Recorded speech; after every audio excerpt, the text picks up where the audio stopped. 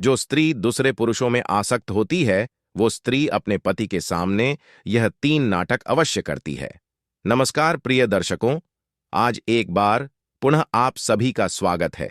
प्रिय दर्शकों, आज का हमारा यह प्रसंग बहुत ही ज्ञानवर्धक है और बड़ा ही प्रेरणादायक है।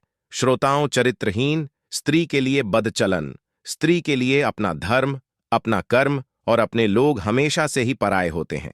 कहते हैं कि जो स्त्री अपने परिवार को, अपने लोगों को और अपने धर्म को नहीं मानती है, समाज में लोग उसे बदचलन ही कहते हैं। श्रोताओं, इसी तरह आज हम बात करने वाले हैं कि जो स्त्री पर पुरुषों में आसक्त रहती है, वह स्त्री अपने पति के सामने कौन से 3 नाटक करती है। श्रोता, आज के इस प्रसंग को आप सभी अंत तक अवश्य देखिएगा। अंत तक इस वीडियो के साथ बने रहिएगा। आज की यह वीडियो बड़ा ही ज्ञानवर्धक और बड़ा ही प्रेरणादायक है। आज की यह वीडियो आप लोगों को बहुत कुछ सीख देख करके जाएगी। साथ ही श्रोता बंधु, अगर आप इस चैनल पर नए मेहमान बंधु बनकर आए हैं तो चैनल को सब्सक्राइब अवश्य कर दीजिएगा। प्रिय दर्शकों, कहते हैं कि जो प्रेम होता है, प्रेम के भीतर कभी भी उम्र नहीं छिपी होती है।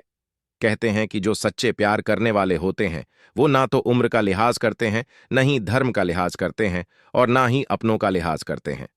श्रोता, इसी तरह एक बार की बात है। एक नगर में एक बहुत ही धनी सेठ रहता था। श्रोता बंधु, वह सेठ करीब अपनी 60 वर्ष की आयु को पूरा कर चुका था, यानी कि वह आधा वृद्ध हो चुका था।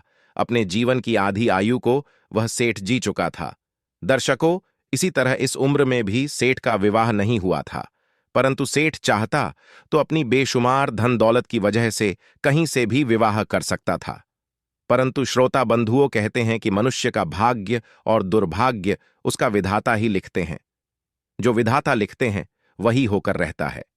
श्रोता, इसी तरह अपनी जीवन की आधी आयु पूरी करने के बाद भी उस सेठ का अभी तक विवाह नहीं हुआ था।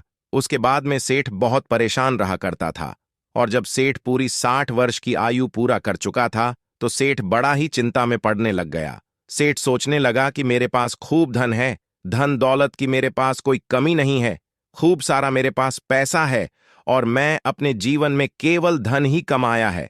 परंतु अब मेरी आधी आयु हो चुकी है। अब मेरे मर जाने के बाद में मेरे इस धन दौलत को कौन संभालेगा?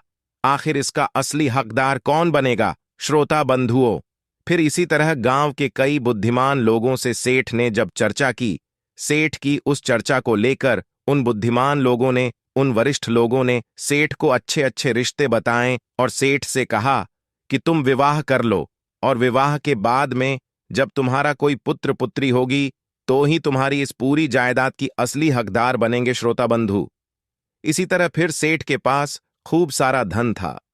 धन की सेठ के पास कोई कमी नहीं थी, तो सेठ अपने विवाह योग्य लड़की देखने के लिए चला जाता है। श्रोता, जब लड़की के घर सेठ जाता है और अपनी वधू को देखता है, अपनी पत्नी को देखता है, तो सेठ की पत्नी करीब 20 वर्ष की एक नई युवती, एक स्त्री थी, एक लड़की थी। दरअसल उसके बाद में सेठ उस लड़की को देखकर, उस स्त्री को देखकर प्रसन्न हो जाता है और विवाह करने के लिए तैयार हो जाता है। श्रोता, फिर इसी तरह उस युवती स्त्री का विवाह उस बूढ़े सेठ से कर दिया जाता है। प्रिय दर्शकों, उसके बाद में उसने युक्ति लड़की से विवाह कर अपने घर ले आता है। जब सेठ अपनी पत्नी को अपने घर लेकर आता है तो दूसरे दिन ही सेठ अपनी पत्नी को अपने घर की सारी जिम्मेदारी सौंप देता है। श्रोता, फिर इसी तरह जब रात्रि का समय होता था और सेठ जब अपनी पत्नी के पास समागम करने के लिए जाता था तो उसकी पत्नी उसे आसपास भी नहीं रहने देती थी, क्योंकि वह वृद्ध था। दोस्तों, कहाँ जाए तो उस सेठ की उम्र उस युवती लड़की के पिता के समान थी, और देखा जाए तो यह एक पाप के समान ही है। श्रोता बंधु, उसके बाद भी जब सेठ की वृद्ध आयु को लड़की देखती है तो वह लड़की पूरी तरह से लड़खड़ा जाती है और उसी के घर के पास रहने वाले एक सेठ के लड़के से प्रेम कर बैठती है। उसके बाद वह सेठ को अपने बिस्तर के आसपास भी नहीं आने देती है, अपने हाथ को भी नहीं छूने देती है, और जैसे ही सेठ रात्रि का समय होता, वह सो जाता, तो वह अपने पति सेठ से झूठ बोलकर और उस सेठ के लड़के से मिलने के लिए चला जाया करती। श्रोता, इसी तरह काफी दिनों तक चलता रहा। सेठ ने भी कुछ नहीं कहा, क्योंकि सेठ अपनी उस पत्नी को खोना नहीं चाहता था। सेठ बार बार इस चीज को सोचता था कि मेरी आधी आयु बीतने के बाद तो मेरी भी शादी हुई है, और अगर यह भी कहीं मुझे छोड़कर चली गई तो लोग बातें बनाएंगे, लोग मुझे जीने नहीं देंगे, लोग मुझे ताने मार मार कर ही मार देंगे। लोग कहेंगे कि सेठ खूब धन कमाया, खूब नाम कमाया, परंतु संतान नहीं कमा पाया। श्रोता, इसी तरह सेठ कुछ नहीं कहता और उसकी पत्नी, सेठ की पत्नी, रोजाना नए नए वस्त्र खरीद कर लाती, सेठ के कमाए हुए धन को खूब उड़ाती। श्रोता, फिर जैसे ही सेठ अपनी पत्नी की लगाम कसने को करता, अपनी पत्नी को थोड़ा भी डांटता, तो सेठ की युवती स्त्री उसे उसकी वृद्धा अवस्था का बार बार हवाला देती और उससे कहती कि अब तुम्हारी वृद्धावस्था हो चुकी है, तुम मेरे लायक नहीं हो, परंतु मैं तुम्हारे इस वृद्धावस्था में भी तुम्हारा साथ दे रही हूं, यही बहुत बड़ी बात है। श्रोता, उसके बाद में सेठ अपनी पत्नी से ही बहुत परेशान हो चुका था। श्रोता बंधु, उसके बाद भी सेठ एक दिन जब अपने नगर में घूमने के लिए जाता है तो उसको उसके कई सारे बूढ़े मित्र मिल जाते हैं। जब सेठ के मित्र उसे मिलते हैं तो सेठ के मित्र सेठ से कहते हैं कि अरे भाई, तुम्हारी अभी अभी नई शादी हुई है, तुम्हारा अभी अभी विवाह हुआ है, परंतु तुम्हारी पत्नी तो रोजाना रात्रि को उस सेठ के बेटे के पास आती है, तो भाई आखिर ऐसा क्यों हो रहा है प्रिय बंधु। उसके बाद में सेठ उनके पास और देर नहीं रुकता, अपने मित्रों की इस बात को एक ताने के समान ही मानता है। उसके बाद में सेठ जैसे ही अपने घर आता है, अपनी पत्नी को देखता है, तो सेठ अपनी पत्नी से साफ शब्दों में कह देता है कि सुनो, अब मुझे तुम्हारे साथ नहीं रहना है और मैं चाहता हूं कि अभी और इसी वक्त तुम मुझे छोड़कर अपने घर चली जाओ, अपने पीहर चले जाओ। मैं जैसे पहले था मैं वैसे ही अभी रह लूंगा। मैं केवल तुम्हें अपनी संतान को इस दुनिया में लाने के लिए लाया था, अपने इस वंश का वंशज चलाने के लिए लाया था, परंतु तुम मेरी इस विवाह करने का सबसे बड़ी गलती का फायदा उठा रही हो।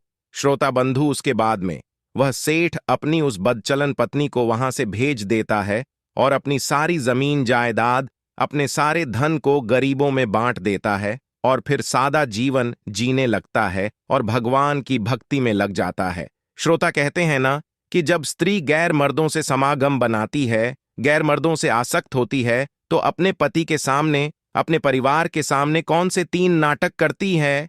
श्रोताओं, पहला, जो स्त्री पर पुरुष में आसक्त होती है, वह अपने प्रेमी को अपने घर वालों के, अपने पति के सामने अपना कोई मित्र, बंधु या भाई बनाकर ही पेश कर देती है, क्योंकि वह केवल अपने प्रेमी के बारे में ही सोचती है, अपने धर्म के बारे में नहीं सोचती है। और श्रोता, किसी ने सत्य ही कहा है, जो स्त्री पर पुरुष में आसक्त होती है, जो वैश्य रूप धारण करती है, वह कर्म धर्म सब कुछ भूल जाती है। दूसरा है, जो स्त्री पर पुरुष में आसक्त होती है, वह बार बार अपने घर से बाहर जाने का नाटक करती रहती है, अपने पति को, अपने परिवार को, अपने कुटुंब को झूठ बोल देती है। श्रोता बंधु, तीसरा है, जो स्त्री पर पुरुष में आसक्त होती है, वह अपने परिवार को, अपने पति को बार बार नीचा दिखाने की कोशिश करती है, उन्हें बार बार उनकी कमजोरी का हवाला देती रहती है, जिससे वह अपने मन से भीतर से बीमार हो जाती हैं और अपने इस लाचारी को घेर लेती है। तो श्रोता बंधु, जो स्त्री पर पुरुष में आसक्त होती है,